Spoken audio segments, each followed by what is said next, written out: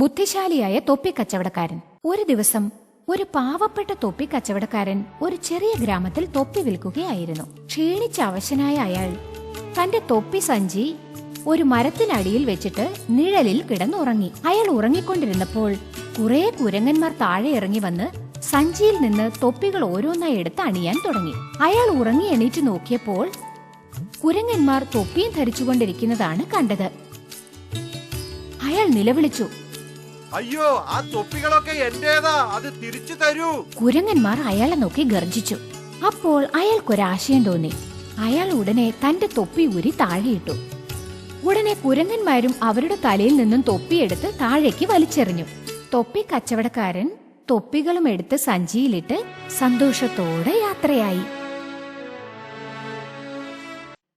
സമയോചിതമായ ചിന്ത. ബുദ്ധിമാനായ കഴുത.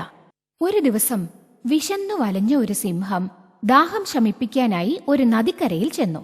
ഒരു കഴുത നദിയുടെ അക്കരെ വെള്ളം കുടിച്ചുകൊണ്ട് നിൽപ്പുണ്ടായിരുന്നു. ഉച്ചഭക്ഷണത്തിനായി ആ കഴുതയെ പിടിക്കാൻ സിംഹം ഗൂഢാലോചന നടത്തി.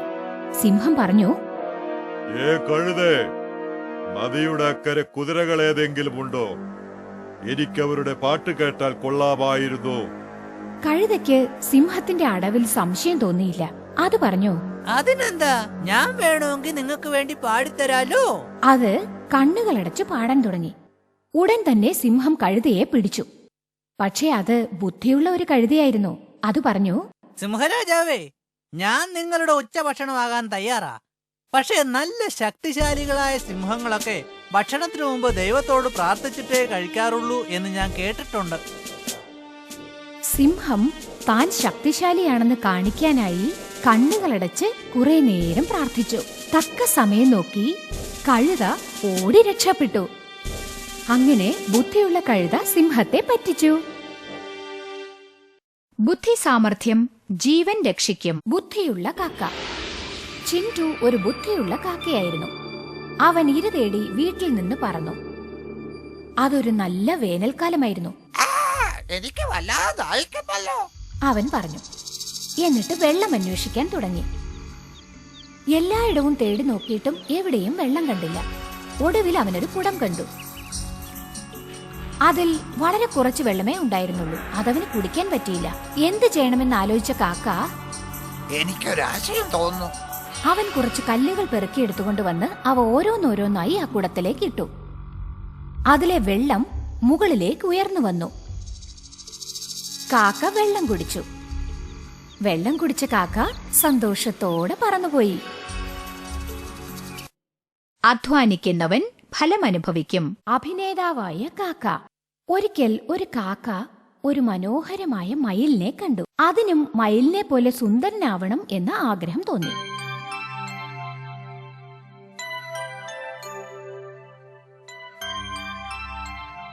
അതിനായി കുറച്ച് മയിൽപീലികൾ ശേഖരിച്ച് തന്റെ ശരീരത്തിൽ ഒട്ടിച്ചുവെച്ചു. അതിനെ കണ്ടാൽ ഒരു കോമാളിയെ പോലെ ഉണ്ടായിരുന്നു. മയിലുകളെല്ലാം അതിനെ തുറച്ചു നോക്കിയിട്ട് പറഞ്ഞു,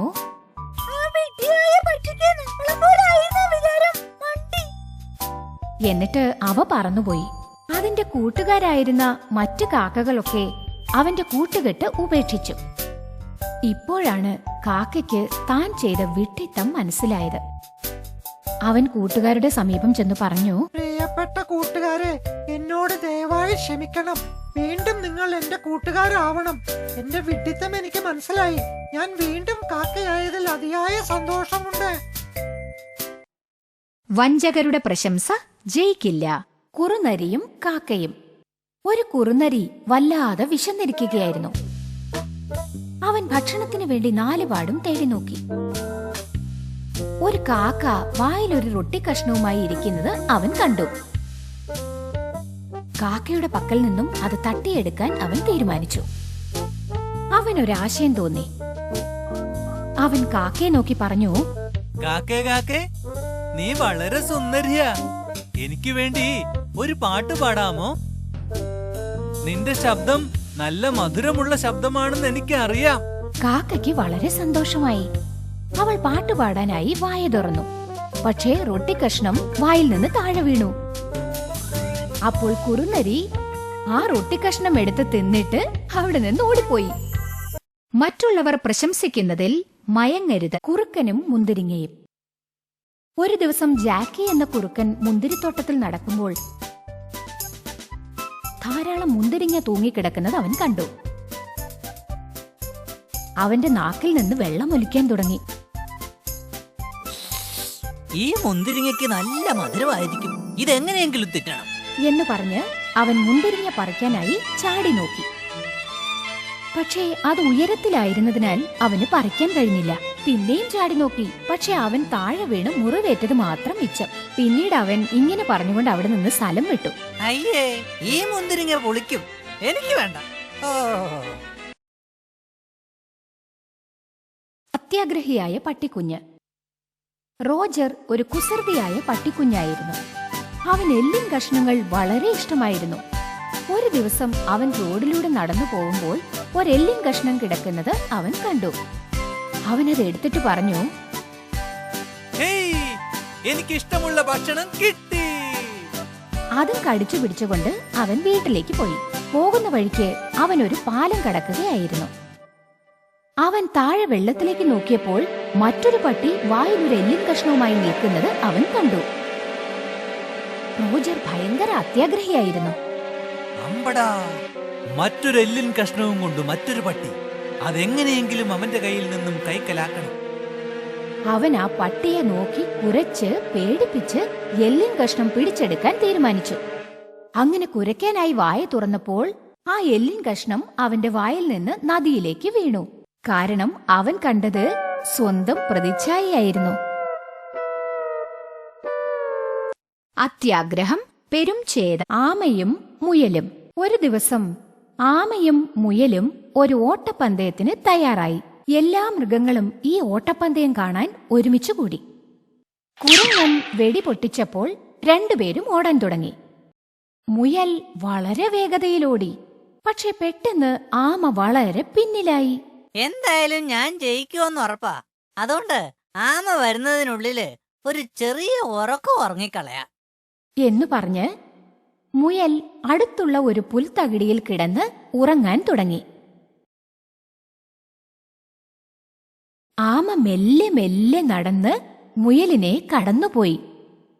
മുയൽ എണീറ്റ് നോക്കുമ്പോൾ ആമ വിന്നിംഗ് പോസ്റ്റിൽ വിജയിയായി നിൽക്കുന്നതാണ് കണ്ടത്. സിംഹവും പശുക്കളും. ഒരിടത്ത് ഉറ്റ മിത്രങ്ങളായ 4 പശുക്കൾ ഉണ്ടായിരുന്നു. എപ്പോഴും അവർ ഒന്നിച്ചായിരിക്കും. ഊണിലും ഉറക്കത്തിലും എല്ലാം ഒന്നിച്ച്. അതുകൊണ്ട് ശത്രുക്കൾക്ക് അവരെ ആക്രമിക്കാൻ വളരെ പ്രയാസമായിരുന്നു. സിംഹം കൊന്നു തിന്നിട്ട് ബാക്കി വയ്ക്കുന്ന ഭക്ഷണം മാത്രം തിന്നു കഴിഞ്ഞിരുന്ന ഒരു കുറുക്കൻ വിശന്ന് വലഞ്ഞിരിക്കുകയായിരുന്നു. അവൻ കരുതി, ഇവന്മാരുടെ ഒരുമയ്ക്ക് എങ്ങനെയെങ്കിലും ഭംഗം വരുത്തണം. അതിനായി അവൻ ഓരോ പശുക്കളെയായി തനിച്ചു കൂട്ടിക്കൊണ്ടുപോയി അവരോട് പറഞ്ഞു, കൂട്ടുകാരോ, നിന്റെ 3 സുഹൃത്തുക്കളും നിന്നെ തനിച്ചാക്കി വേറൊരു മേച്ചിൽപ്പുറത്തിലേക്ക് പോകാൻ തീരുമാനിച്ചിരിക്കുക. പിന്നെ നീ ഒറ്റയ്ക്കാകും. നിന്നോട് സ്നേഹമുള്ളത് കൊണ്ടാ ഞാൻ പറയുന്നത്. ഇത് കേട്ട ഓരോ പശുവിനും ദേഷ്യം കൂട്ടി. അതെയോ, അവനവിടെ എത്തുന്നതിന് മുമ്പ് ഞാൻ എത്തും എന്ന് പറഞ്ഞ് ഓരോ പശുവും മറ്റു പശുക്കൾ അറിയാതെ അങ്ങോട്ട് പോകാൻ തുടങ്ങി. ഈ സന്ദർഭത്തിനായി ഗുഹയിൽ കാത്തിരുന്ന സിംഹം പശുക്കളെ കൊന്നു തിന്നു. കുറുക്കനും സന്തോഷത്തോടെ ഭക്ഷണം കഴിച്ചു. ഐകമത്യം, മഹാബലം. സിംഹവും എലിയും. മിക്കി ഓടിച്ചാടി തുള്ളി കളിച്ചുകൊണ്ടിരിക്കുകയായിരുന്നു. അവൻ പെട്ടെന്ന് ഉറങ്ങിക്കിടന്നിരുന്ന ഒരു സിംഹത്തിന്റെ മേൽ വഴുതി വീണു. സിംഹത്തിന് വല്ലാതെ ദേഷ്യം പിടിച്ചു. അത് എലിയെ പിടിച്ച് തുറിച്ചു നോക്കിയിട്ട്, നിന്നെ ഞാൻ തിന്നും എന്ന് പറഞ്ഞു. അപ്പോൾ മിക്കി പറഞ്ഞു, സിംഹമാവ, ഇത്തവണത്തേക്ക് എന്നോട് ക്ഷമിക്കണം. ഇനി ഒരിക്കലും ഞാൻ നിങ്ങളെ ശല്യം ചെയ്യില്ല. മാത്രമല്ല, എന്തെങ്കിലും സഹായം വേണമെങ്കിൽ തീർച്ചയായും ഞാൻ ചെയ്യാം. ആ കൊച്ചു ജീവിയെ കണ്ട് സിംഹരാജാവിന് ദയ തോന്നി. അതിനെ വിട്ടയച്ചിട്ട് ചിന്തിച്ചു, ഇവരെന്നെ എന്തു സഹായിക്കാനാ? കുറെ ദിവസങ്ങൾക്ക് ശേഷം സിംഹം ഒരു വേടന്റെ വലയിൽ കുടുങ്ങി. പെട്ടെന്ന് മിക്കി തന്റെ പല്ലുകൾ ഉപയോഗിച്ച് വല വലിച്ചു കീറി സിംഹത്തെ രക്ഷിച്ചു. ആരുടെയും രൂപം കണ്ട് എത്തരക്കാരനാണെന്ന് നിശ്ചയിക്കരുത്. കുരങ്ങന്റെ ന്യായം. ഒരു ദിവസം 2 പൂച്ചകൾ ഒരു കഷ്ണം ബ്രെഡ് കണ്ടു. അതിലൊരെണ്ണം വേഗം ചാടി വീണ് അതെടുത്തു. മറ്റൊന്ന് അത് അവളിൽ നിന്ന് തട്ടിപ്പറിക്കാൻ ശ്രമിച്ചു. ആദ്യത്തെ പൂച്ച പറഞ്ഞു, ഇത് എനിക്ക് കിട്ടിയ ബ്രെഡാ. ഇത് ഞാനാ ആദ്യം എടുത്തത്, അതുകൊണ്ട് എന്റേതാ. അപ്പോൾ രണ്ടാമത്തെ പൂച്ച പറഞ്ഞു, പക്ഷേ ഞാനാ ഇത് ആദ്യം കണ്ടത്, അതുകൊണ്ട് ഇത് എന്റെയാ. ഇവരുടെ വാഗ്വാദം കേട്ട് ഒരു കുരങ്ങൻ അവിടെ വന്നു. പൂച്ചകൾ അതിനോട് ഈ വഴക്കിന് ന്യായം പറയാൻ അപേക്ഷിച്ചു. കുരങ്ങനും അതിന് സമ്മതിച്ചു. ആ ബ്രെഡ് കഷ്ണം ഇങ്ങോട്ട് തരൂ. അത് വാങ്ങിച്ച് കുരങ്ങൻ 2 സമഭാഗങ്ങളായി അതിനെ വിഭജിച്ചു. എന്നിട്ട് തലയാട്ടിക്കൊണ്ട് പറഞ്ഞു, ഈ 2 ഭാഗങ്ങളും തുല്യമല്ല, ഒന്ന് മറ്റൊന്നിനേക്കാൾ വലുതാണ്. അതുകൊണ്ട് അത് വലിയ ഭാഗത്ത് നിന്ന് ഒരു ചെറിയ കഷ്ണം തിന്നു. പിന്നെയും ഭാഗങ്ങൾ രണ്ടും തുല്യമായില്ല. അതുകൊണ്ട് അതിൽ നിന്നും കുറച്ച് തിന്നു. ബ്രെഡ് 2 ചെറിയ തുണ്ടുകളാവുന്നതുവരെ ഇത് തുടർന്നു. എന്നിട്ട് പറഞ്ഞു, ഇത്രയും ചെറിയ ബ്രെഡ് കഷ്ണങ്ങൾ നിങ്ങൾക്ക് എങ്ങനെ തരിക? നിങ്ങൾ എങ്ങനെ തിന്നും? പാവം പൂച്ചകൾക്ക് അപ്പോഴാണ് സത്യം പിടികിട്ടിയത്. 2 പേർ തമ്മിൽ വഴക്കു കൂടുമ്പോൾ മൂന്നാമതൊരാൾക്കായിരിക്കും അതിന്റെ ലാഭം. നാട്ടുകാർ തമ്മിൽ തല്ലിയാൽ ശത്രുവിന് ആഘോഷം. 2 ഭിക്ഷക്കാർ. മോഹനും സോഹനും 2 ഭിക്ഷക്കാരായിരുന്നു. അവർ ക്ഷേത്ര പരിസരത്തിരുന്നുകൊണ്ട് ഭക്ഷണവും പൈസയും ഭിക്ഷയെടുക്കുമായിരുന്നു. മോഹൻ ഒരു അന്ധനായിരുന്നു. സോഹൻ ഒരു മുടന്തനുമായിരുന്നു.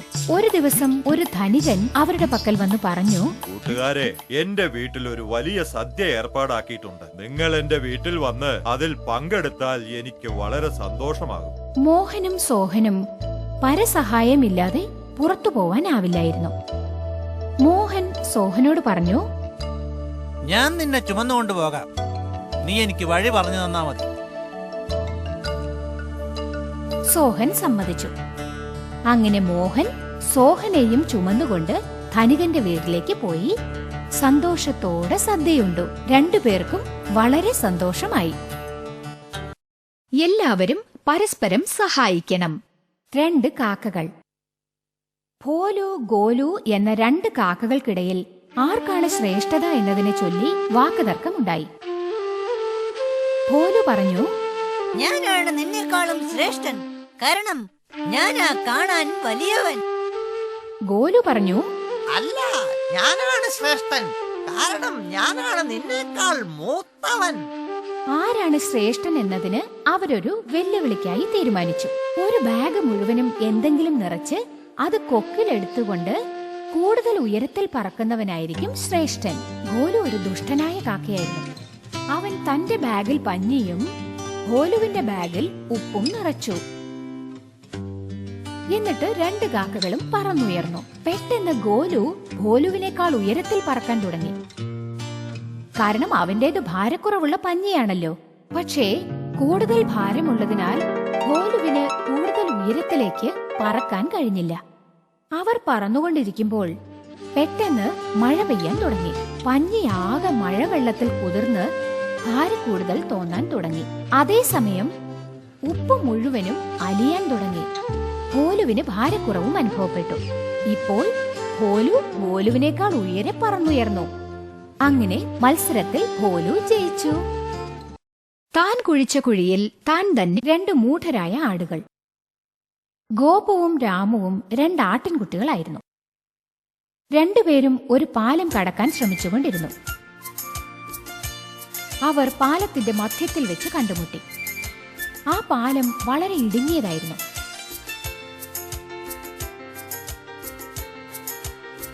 അതുകൊണ്ട് അങ്ങോട്ടും ഇങ്ങോട്ടും കടക്കാൻ സ്ഥലമില്ല.